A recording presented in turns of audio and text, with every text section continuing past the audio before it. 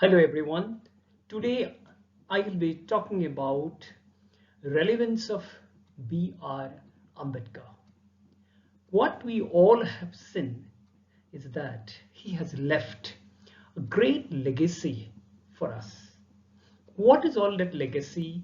What are his viewpoints on various topics and aspects of India's life, society and polity? Let's have a look at this. But before going into that, let's know who was Dr. B.R. Ambedkar. He was born at Mo near Indore, Madhya Pradesh today, on April 14, 1891, and died on December 6, 1956. He was from Mahar caste, a caste belonging to untouchables. His birthplace, Mo, an army cantonment, is today known as Ambedkar Nagar in the name of Ambedkar. His father, Ramji Maloji Sakpal, was a subedar in the army, and mother, Bhimabai Sakpal, belonged to a well-to-do family of Murabadkars who were also employed in the British Army. He was the 14th child of his parents. However, Ambedkar's family originally belonged to Ambavade village, Mandangarh Taluka of Ratnagiri district of current Maharashtra. After his father's retirement, Ambedkar's family moved from Mau to Satara district of Maharashtra. His original name was Vibha Ramji Sakpal, but his father registered his school name as Bhima Rao Amba Davekar, referring to his native village Amba Vadavi in the Ratnagiri district. But his Brahmin teacher, Krishnaji Keshav Ambedkar, changed his surname from Amba Davekar to Ambedkar. In 1897, Ambedkar's family shifted to Bombay and he started studying in Elphinstone High School.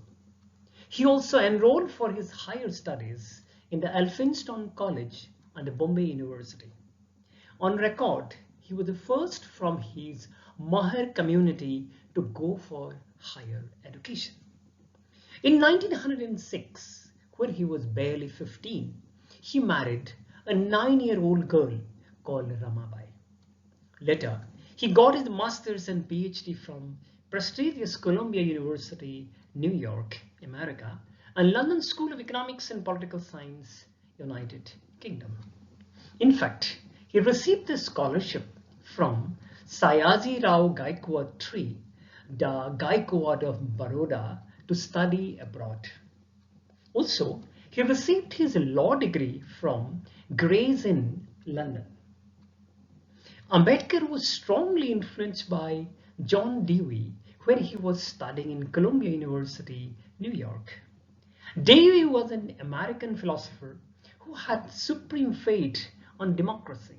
He was instrumental in educational and social reform in America during his time. If we look at his main contribution, what we see, Ambedkar was appointed as the chairman of the drafting committee of the Constitution of India on 29th August 1947. The committee had another 6 members who worked along with him. He completed writing the longest constitution of the world by giving us one of the best political systems as of today. He was known as the father of the Constitution of India, or at times we call him the architect of the Indian Constitution. We celebrate the Constitution Day or Sambidhan Divas on January 26 every year in the honor of Dr. B.R. Ambedkar.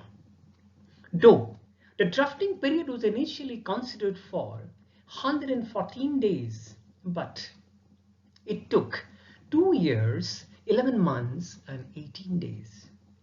Interestingly, Jawaharlal Nehru and Sardar Patel thought of inviting Sir Guer Jennings, an internationally acclaimed constitutional expert, for drafting our constitution.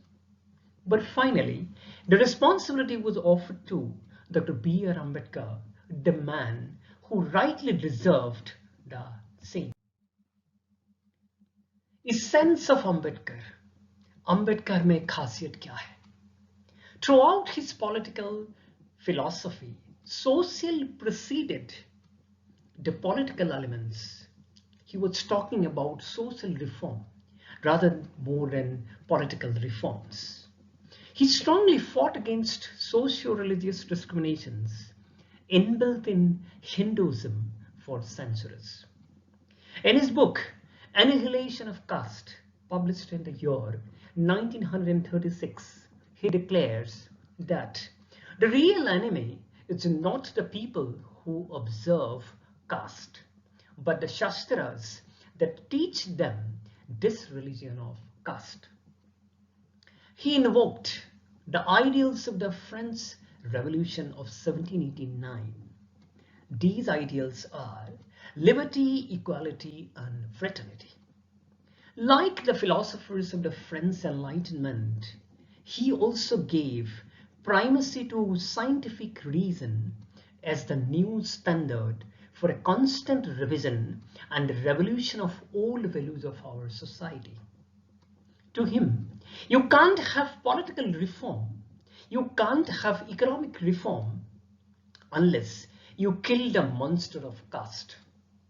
He was so disillusioned with Hinduism that he renounced it and converted to Buddhism on October 14, 1956. Unlike the Marxist critics of religion, Ambedkar never dismissed the need for religion in everyday life, right? The saddest part of casteism, according to Ambedkar, is that it is being practiced for centuries simply to deprive a large section of our society. He was neither a staunch individualist philosopher, like many that we experience in the Western political tradition, nor a conservative communitarian. Ambedkar and Gandhi. If we do not talk about, Ambedkar and Gandhi, Ambedkar's relationship, Ambedkar's differences with Gandhi, talking about Ambedkar will remain incomplete. Ambedkar argued with Gandhi to put an end to the scores of untouchability before India gets freedom. That is how he debated with Gandhi. To him, Gandhi's loyalty to Hinduism was a hindrance to eliminate untouchability. He argued that Gandhi is doing lip service by bringing programs to fight untouchability without addressing the roots of caste system.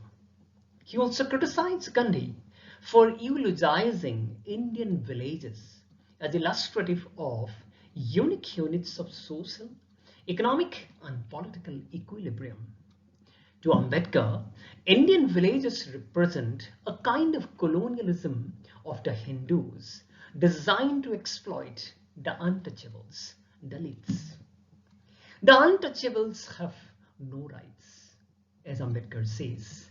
They are there only to wait, serve, and submit to the upper castes.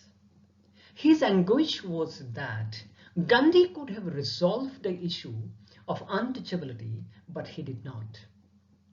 He defended compensatory discrimination for untouchables in opposition to Gandhi in the Round Table Conference in the year 1930.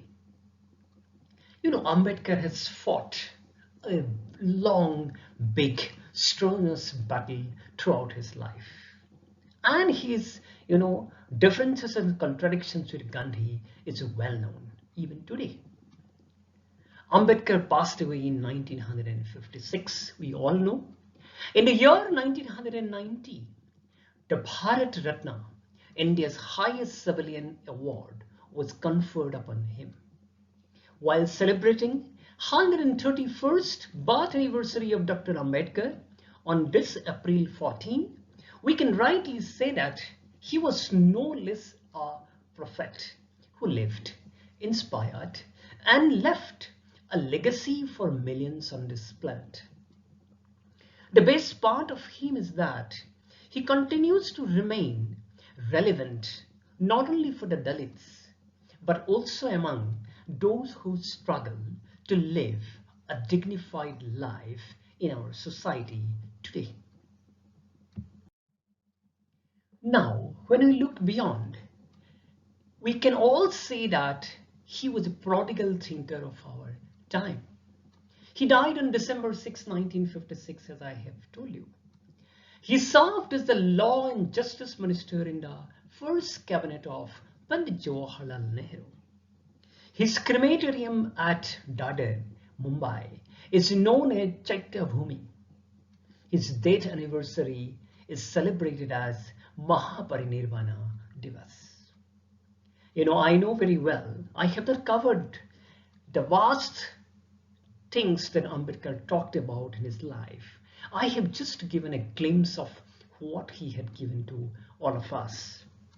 Definitely, I'll be coming up with more such videos on Revered Dr. B.R. Ambedkar in the near future.